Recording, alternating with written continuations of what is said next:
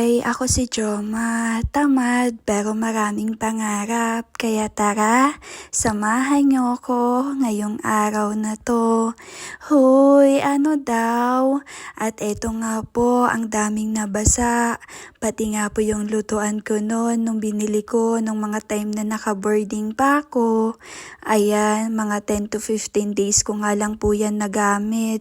Tapos ayun, nababad na nga po sa baha. Kasi naman nung mga time na binabagyo kami dahil sa bagyong Juan, abay hindi ko na po talaga alam kung anong uunahin ko. Tsaka hindi ko na din po talaga yun naisip. Kaya ayun, bale ito pala yung pinang breakfast ko, yung tira namin kagabi.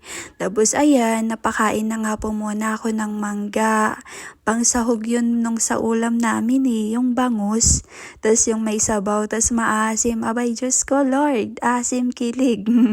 Pero wala, nag-crave ako sa mangga, kaya ayun, napakain na din po muna ako.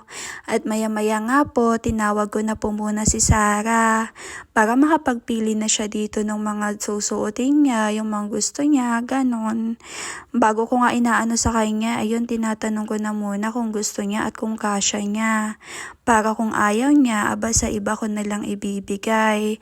At ayun, eto nga po yung mga ilang damit ko na nabasa talaga kasi nakalagay sa plastic. Ewan ko kasi nung mga time na naglinis yung kapatid ko. Lahat ng mga damit ko napakalat-kalat ay nilagay niya sa plastic mga bi. Kaya ayun, yung iba nga po nabasa. At eto nga, pumipili na kami dito yung mga ayokong isuot. Tsaka yung maliliit na sa akin at binigay ko na nga din po sa kanya. At eto nga po yung mga napili niya. Ayan, 'di ba? Yung iba dito, kasya ko pa naman at okay pa naman sa akin.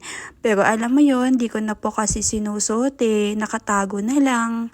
Kasi pag lumalabas ako, parang paulit-ulit na lang din po talaga yung mga sinusuot ko, mga ginagamit ko, ganyan. Pero ayan, dami nakatago pero ayoko.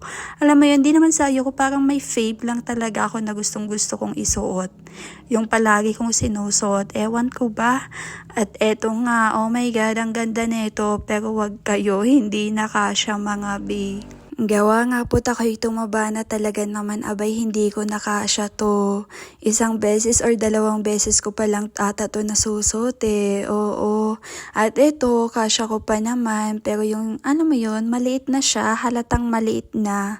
Kasi kitang-kita naman sa likod no. At isa pa ito, na-order ko to sa Shopee noon. Pero sobrang liit, hindi ko kasya. Kaya ayan, oh my God, sayang naman. Pero wag kayo, hindi yan masasayang kasi may pagbibigyan naman ako. Ayan si Rika, bali simula nga nung sa kanya ko na binibigay yung mga maliliit kong damit tsaka yung mga ayokong isuot. Dati kasi pinagbibigyan ko yung sa side ng nanay ko. Pero sa ngayon, binibigay ko na kung saan ko kanino gusto. Hoy, ano daw?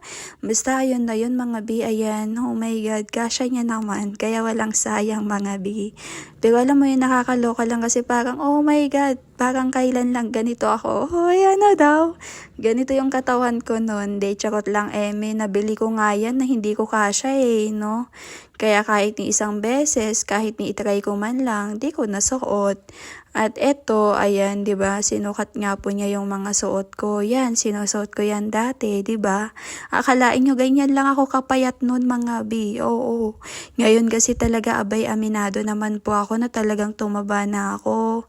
Maski yung mga tita ko nga po dito kapag nakikita ko ay sinasabing tumaba ako bi. Kasi naman kakain tutulog abay wala nang ibang ginawa kundi mag-cellphone, magdamag, maghapon, ganun. Tapos ayan, di ba? Ang payat ko pa nun, be. Kasi tignan nyo naman yung mga sinusuot ko nun, kasyang-kasya niya. Yung katawan niya ngayon, siguro ganun yung katawan ko nun. Hoy, ano ba? Hindi, charot lang. Pero ayan, nasusuot ko yan dati, di ba?